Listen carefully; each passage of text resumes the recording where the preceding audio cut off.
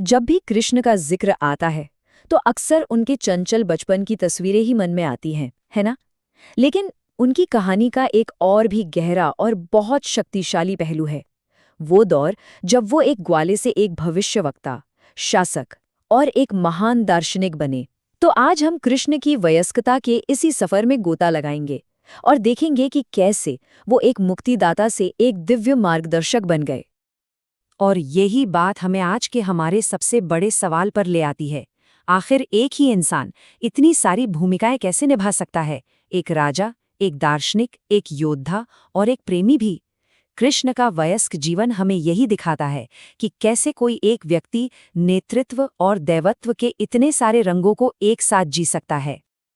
तो इस सफर में हम उनके जीवन के कुछ खास पहलुओं को देखेंगे। सबसे पहले भविष्यवाणी से शक्ति तक का उनका सफर। फिर देखेंगे कि कैसे एक राजा के तौर पर उन्होंने अपना राज्य बसाया। उसके बाद युद्ध भूमि पर उनकी मार्गदर्शक की भूमिका। फिर बात करेंगे उनके कुछ दिव्य कारनामों की और आखिर में समझेंगे कि उन्होंने संतुलन की कैसी विरासत छोड़ी। चलिए शुरू करते हैं पहले हिस्से से। हमारी कहानी शुरू होती है मथुरा से और हम देखेंगे कि कैसे एक भविष्यवाणी ने कृष्ण को सीधे शक्ति के केंद्र में ला खड़ा किया। तो कृष्ण जब मथुरा लौटे तो शहर की हालत कह सकते हैं कि बहुत ही खराब थी। उनके अपने ही मामा राजा कंस एक अत्याचारी शासक थे और उनके क्रूर शासन ने लोगों का जीना मुश्किल कर दिया था। मतलब पूरे शहर में ना एक राजनीतिक और सामाजिक उथल-पुथल का माहौल था और ये सब एक बहुत बड़े टकराव का मंच तैयार कर रहा था। और फिर जो हुआ वो बहुत तेजी से हुआ। एक भविष्यवाणी तो पहले से ही थी कि कृष्ण ही कंस का अंत करेंगे। तो कृष्ण ने पहले कंस के भेजे हुए ताकतवर राक्षसों को हराया और फिर सीधे कंस का ही वध कर दिया। इस एक काम ने न सिर्फ मथुरा के लोगों को जुल्म से आज़ादी दिलाई, बल्कि कंस के पिता उग्रसेन को उनका सही राज सिंहासन वापस दिलाकर वहां की व्यवस्था को फिर से पटरी पर ला दिया। तो यहाँ से कृष्ण की भूमिका में एक बड़ा बदलाव आता है। अब वो सिर्फ एक मुक्तिदाता नहीं है, बल्कि एक रक्षक और एक दूरदर्शी राजा हैं, जो एक बिल्कुल नए समाज की नींव रखने जा रहे हैं। देखिए, कंस पर जीत कोई अंत नहीं थी, बल्कि ये तो एक नई शुरुआत थी। अब जरासंध जैसे दुश्मन राजाओं ने यादव वंश पर लगातार हमले करने शुरू कर दिए। ऐसे में यादवों को एक नए और महफूज घर की बहुत ज्यादा जरूरत थी और बस इसी जरूरत ने द्वारिका की नींव रखी। ये जो आप देख रहे हैं, ये उस बड़े बदलाव को दिखाता है जो कृष्ण लाना चाहते थे। एक तरफ थी कंस के जमाने की मथुरा, जो अत्याचार और अराजकता का प्रतीक थी, और दूसरी तरफ थी कृष्ण की बसाई हुई द्वारका, जो धर्म और सुरक्षा के सिद्धांतों पर टिकी थी। ये सिर्फ एक नया शहर नहीं था, ये जीने का एक नया तरीका था। और द्वारका की जो नींव थी वो धर्म के सिद्धांत पर रखी गई थी।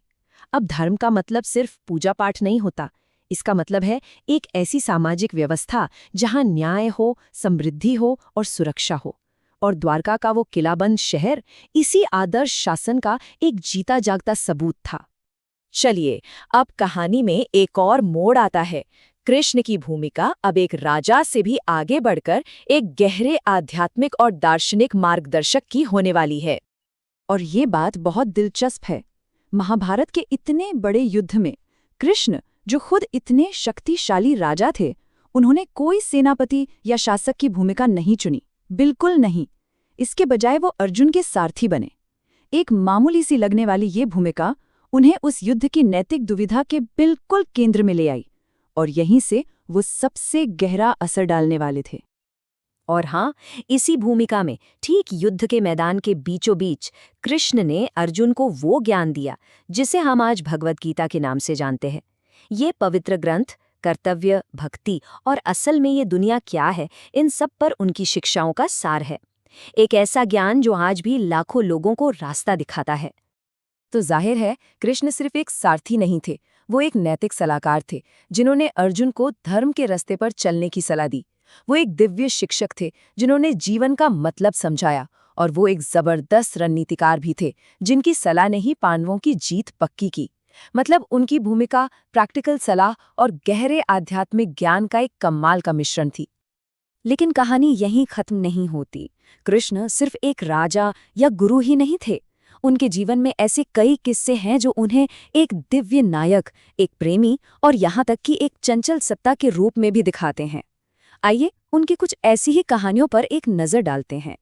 यहाँ 3 अलग-अलग मिसालें हैं जो उनकी शक्ति को दिखाती हैं। पहला, उन्होंने रुक्मणी से विवाह करने के लिए अपने प्रतिद्वंद्वी शिशुपाल को हराया। दूसरा, उन्होंने नरकासुर नाम के राक्षस का वध करके देवताओं को उसकी कैद से आज़ाद करवाया।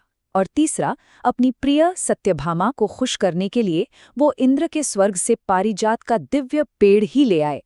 ये दिखाता है कि चाहे प्रेम हो, न्याय हो या कोई दिव्य इच्छा, उनकी शक्ति हर जगह थी। तो इन सभी अलग-अलग भूमिकाओं को जब हम एक साथ देखते हैं तो कृष्ण का कैसा स्वरूप हमारे सामने आता है? यहाँ आप देख सकते हैं कि कृष्ण का दैवत्व उनके अलग-अलग किरदारों में कैसे बटा हुआ है।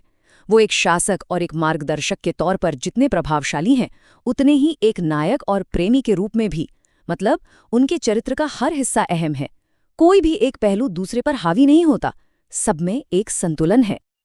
और जो ग्रंथ हैं वो भी उन्हें इन्हीं शब्दों में बयां करते हैं। एक आदर्श शासक, एक उत्तम प्रेमी और सर्वोच्च आध्यात्मिक मार्गदर्शक। ये उनके व्यक्तित्व का आप कह सकते हैं एक निचोड़ है जो उन्हें एक संपूर्ण आदर्श के रूप में पेश करता है। और सही मायनों में यही सबसे अहम बात है।